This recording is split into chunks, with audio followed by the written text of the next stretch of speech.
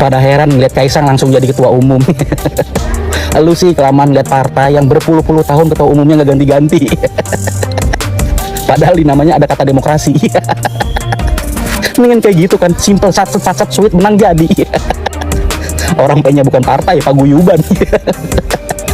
Aduh, tapi emang enak banget sih kalau punya bapak berhasil tuh. Karir anak berjalan mulus. Sejauh ini sih paling instan. Ngapain lu capek-capek ngebangun partai dari awal? Orang nggak punya siapa-siapa. Aduh, semoga ini jadi penyemangat buat lu nih. Berharap suatu hari ada perusahaan yang nerima lu tanpa lu punya pengalaman langsung jadi dirut. Atau juga ujung-ujungnya cuma buat endorsement doang. Semua keputusan tetap di tangan ketua pembina di belakang layar. Tapi keren sih, keren. Anaknya jadi ketum, bapaknya masih petugas partai. Buset.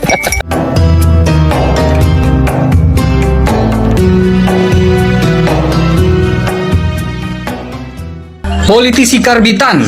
22 jam yang lalu, politisi senior PDI Perjuangan Pandana Baban menyebut dua anak presiden, Jokowi, tidak punya karir politik hingga sampai menempati posisi politik seperti wali kota dan ketua partai dalam sebuah talk show televisi. Jika menganalisis pernyataan Pandana Baban, bisa diartikan bahwa Gibran dan Kaisang terkesan dipaksakan dan karbitan untuk dunia politik. Dan jika Panda berbicara masalah ini, maka bisa juga dipastikan ada keretakan parah di internal PDI Perjuangan terkait kekuasaan Megawati dan perlawanan Jokowi. Ada pemaksaan anak-anaknya ini yang akan memperjuangkan mimpi dia untuk meneruskan dia punya karier politiknya. Artinya saya melihat terus terang aja semua itu pakai proses. Tidak ada yang apa, dan juga Jokowi juga mesti menyadari bahwa waktu wali kota Solo dan kemudian menantunya Medan itu betul-betul mendapat keistimewaan. Kenapa? Dua anak ini nggak punya karier politik sebelumnya. Beda dengan Jokowi, dia dulu di Kadin. Jadi Partai PD Perjuangan sudah excuse terhadap itu gitu loh. Terhadap anak dan menantunya? Iya, anak dua ini, menantunya. Jadi perlu juga kita ingatkan kepada Jokowi untuk dia juga tidak membuat satu kesalahan-kesalahan di waktu yang lama. Bagaimana ini butuh proses, butuh waktu. Megawati sendiri dulu ketua DPC Jakarta Pusat. Ketua DPC dalam karier politik dia gitu loh.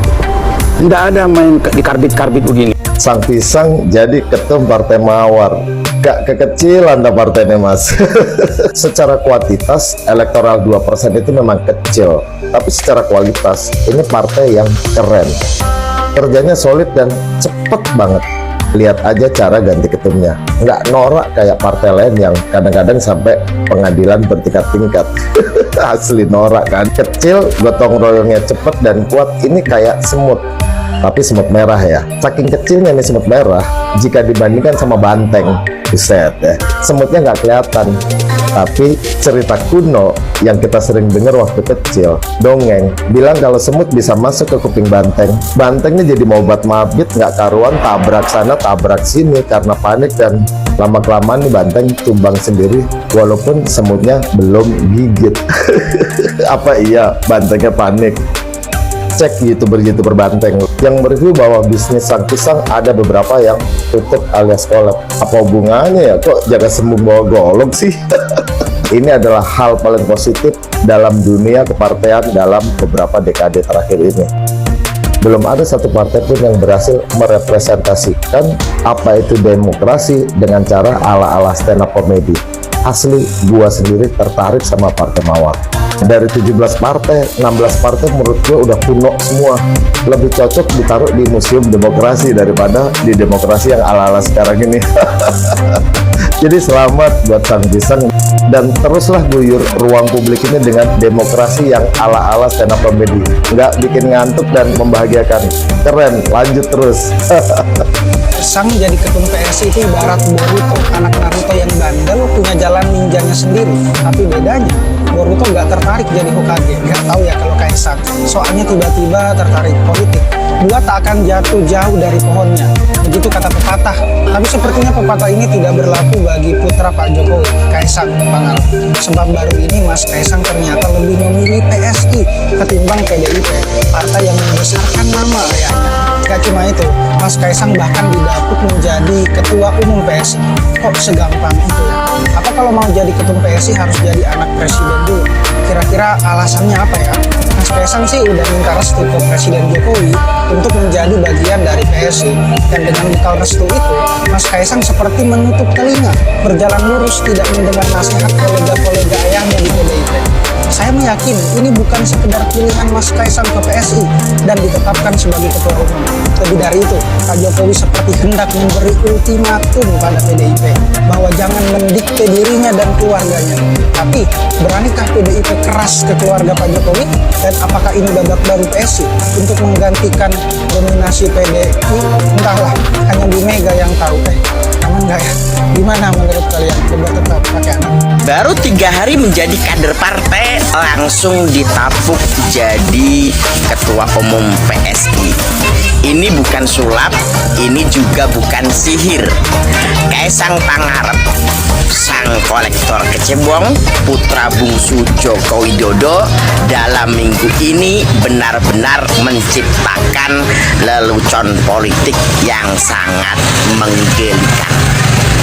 Kalau lelucon itu biasanya bikin gelak tawa, ini justru bikin geli. Kenapa? Dalam tradisi partai politik di negeri ini, biasanya pemilihan ketua umum itu lewat munas, ada yang kongres, ada sidang majelis syuro yang dihadiri perwakilan daerah-daerah, atau juga ada yang memakai munaslup. Nah, ini kok main tunjuk saja, bro. Lu jadi ketuanya ya. Ini partai macam apa? Milih ketua umum partai seperti milih ketua arisan.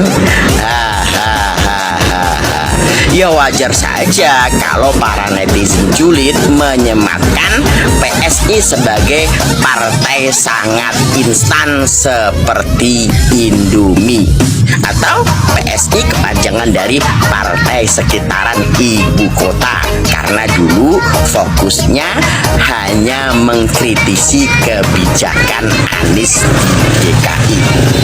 Jangan-jangan, ini jangan-jangan loh ya, nanti seminggu kemudian Jan Etes, anaknya Gibran, ditapuk jadi wakil ketua PSI mendampingi pamannya.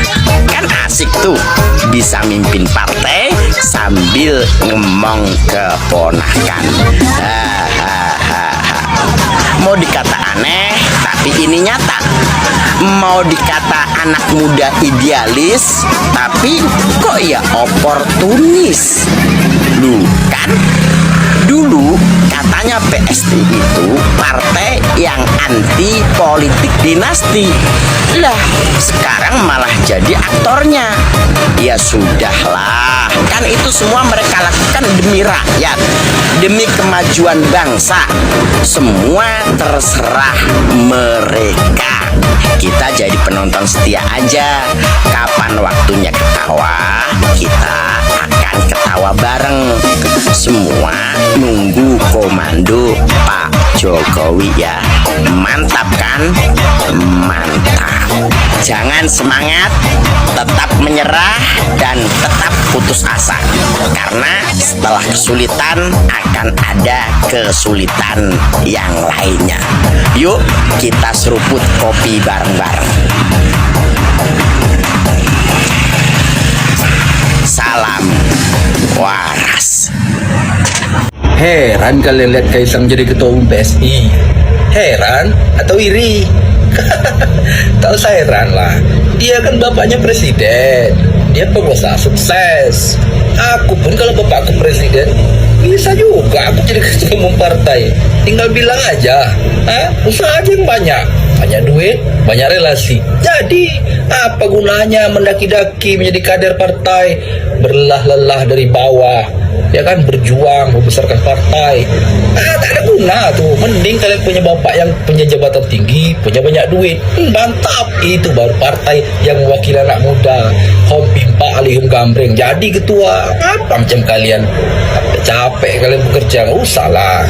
Berlelah-lelah nancapkan spanduk, nancapkan baliho caleg, siang malam kalian disuruh ini itu, pengurus DPW naik lagi, ujung-ujungnya jadi caleg, gagal pula tuh. Jangan macam kawan aku, 10 tahun bekerja jadi honorer, minta diangkat jadi PNS. Udah 15 tahun dia bekerja, barulah diangkat jadi PNS. Jangankan jadi bupati, jangankan jadi sekda, jadi PNS saja golongan 2 nunggu 15 tahun. Itulah dia, tak punya duit, tak punya relasi. Bedalah sama Kaisang, kan mantap. Ada juga kawan aku kerja dia di rumah sakit, lama dia jadi petugas cleaning service. Ngapa kau betah betul kerja jadi cleaning service nih, aku bilang. Kata dia, kalau lama-lama aku kerja sini, siapa tahu aku bisa diangkat jadi dokter, katanya. Agak lain kawan tuh.